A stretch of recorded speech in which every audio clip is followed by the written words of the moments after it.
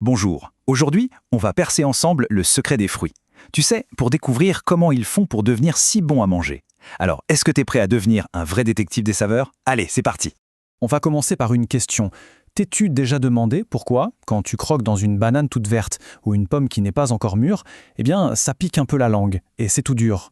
Regarde bien ces images. À gauche, la pomme verte, bof, elle ne donne pas très envie. Mais à droite, la pomme bien rouge, ah là, miam! En fait, si la première n'est pas bonne, c'est tout simplement parce que le fruit n'a pas encore fini sa mission secrète, devenir super bon pour qu'on puisse se régaler. Allez, on va plonger dans ce mystère. On commence notre grande enquête pour résoudre enfin le mystère du fruit mûr. Prends ta loupe d'explorateur, on y va. Alors, le tout premier secret, c'est de savoir que chaque fruit, oui absolument, chaque fruit, cache un véritable trésor à l'intérieur. Et ce trésor, qu'est-ce que c'est? Eh bien, c'est plein de sucre. Mais attention, au début, quand le fruit est encore tout vert, ce trésor est super bien gardé, enfermé à double tour dans un coffre-fort. Ce garde-manger un peu secret, on lui a donné un nom un peu bizarre, l'amidon.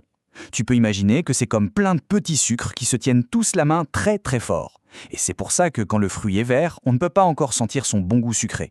Mais heureusement, le fruit est super malin. Il a en lui des petites clés magiques, on les appelle des enzymes. Et ces clés, elles vont venir tout doucement ouvrir le coffre-fort, l'amidon donc, pour libérer tout ce bon sucre. C'est là que la magie commence vraiment. Et alors, qu'est-ce qui se passe après? Une fois que le trésor est libéré, le fruit, il commence son incroyable transformation. Il va se passer 3 choses vraiment magiques, presque en même temps. Tu vas voir, c'est fascinant à quel point ça change tout.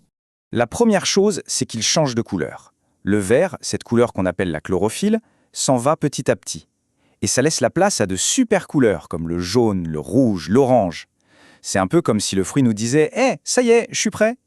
Deuxième chose, il devient tout mou et tout tendre. Tu sais pourquoi? C'est parce que les tout petits murs qui sont à l'intérieur de lui, les murs de ses cellules, eh bien ils se ramollissent. Fini le crack quand on croque dedans, et bonjour le miam tout fondant. Et enfin, le plus important, bien sûr, son goût change. Il devient de plus en plus sucré, et en même temps, ce petit goût qui pique un peu, l'acide, il diminue. Et c'est pile à ce moment-là qu'il est juste parfait à manger. Maintenant, accroche-toi bien, parce que ce n'est pas fini. Savais-tu que certains fruits ont un de vrai super pouvoir? Oui, tu as bien entendu. Ce sont un peu des super-héros, comme la banane ou l'avocat par exemple.